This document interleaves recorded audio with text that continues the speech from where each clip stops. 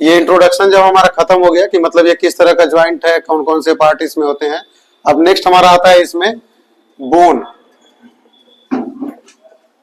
जो shoulder joint हमारा बन रहा है इसके लिए कौन कौन से बोन की जरूरत थी, किस किस बोन के बीच में आर्टिकुलेशन हुआ और ये शोल्डर ज्वाइंट बना। तो सबसे फर्स्ट बोन हमारा हो गया स्कैपुला, और दूसरा बोन हो गया हमारा इसमें ह्यूमरस। अब ह्यूमरस हमारा किसका बोन है, आर्म बोन है, और स्कैपुला पेक्टोरल रीजन का बोन है। समझ में आ रहा है ना कनेक्शन।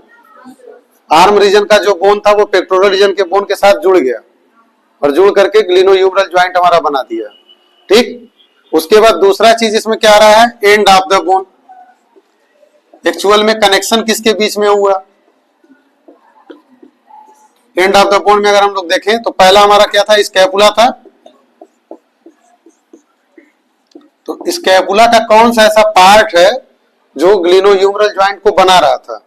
तो स्कैपुला का जो पार्ट ग्लिनोह्यूमरल ज्वाइंट बना रहा है उसका नाम है ग्लिनोइड कैविटी।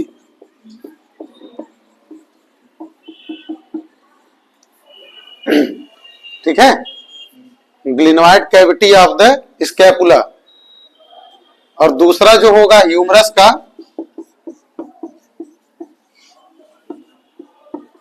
जब ह्यूमरस में हम लोग जाएंगे तो ह्यूमरस में क्या होगा, head of the humerus, head of the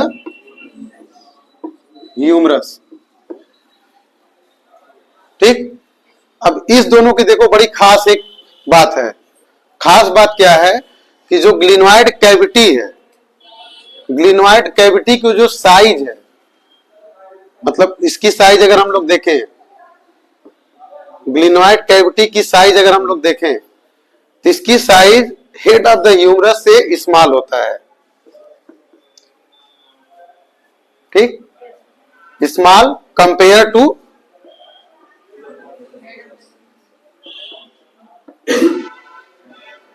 head of the humerus. तो अगर ऐसा है तो सेट कैसे होगा, अगर ऐसा है तो ये इसमें बैठ तो पाएगा नहीं, इसके लिए कुछ ना कुछ अलग से इसके ऊपर आर्टिकुलेशन चाहिए। तो इसको आर्टिकुलेट करने के लिए ग्लिनोइड कैविटी पे एक लेयर पाई जाती है जिसको बोलते हैं ग्लिनोइड लैब्रम।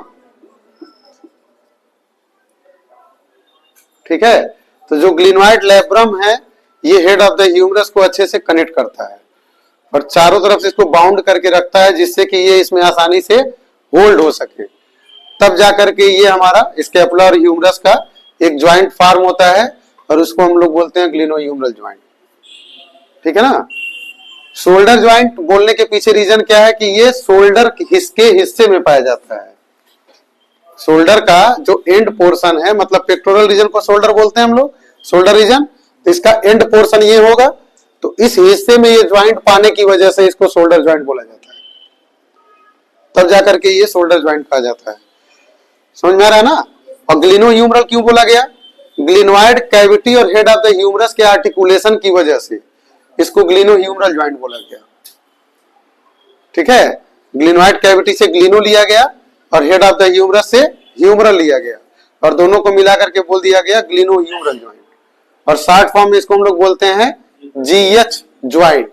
तो इसका शॉर्ट फॉर्म हमारा क्या हो गया, जीएच ज्वाइंट। और इसका फुल फॉर्म क्या है, ग्लिनोह्यूमरल ज्वाइंट।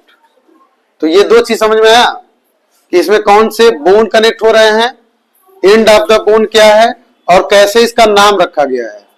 ये इतनी चीजें क्लियर हुआ, किसमें कोई डाउट है, क्लियर है ना ये। अब अगर देखो ये इतनी चीजें क्लियर हो जाता है तो फिर नेक्स्ट हम लोग का जो पोर्शन इसमें आएगा वो होगा part of the joint. Next क्या आएगा,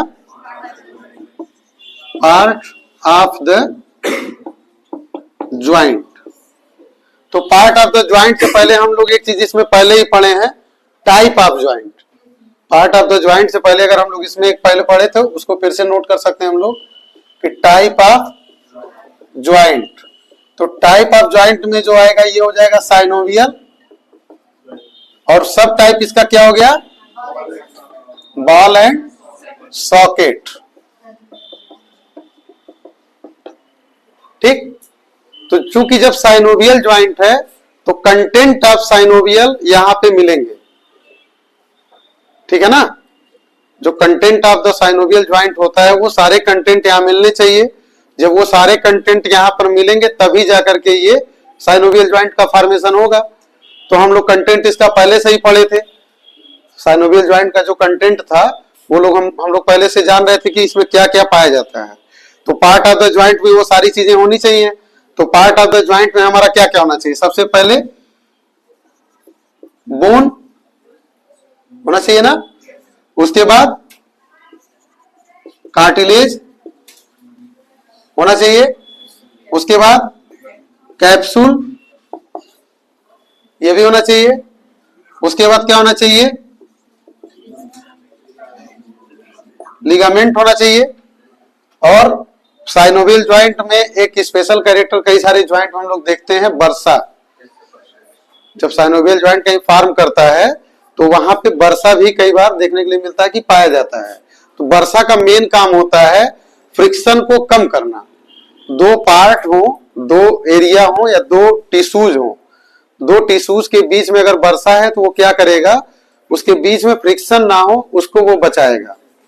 तो prevent the friction between two layers, ठीक है। Bursa is the part of the joint और part of the region in which prevent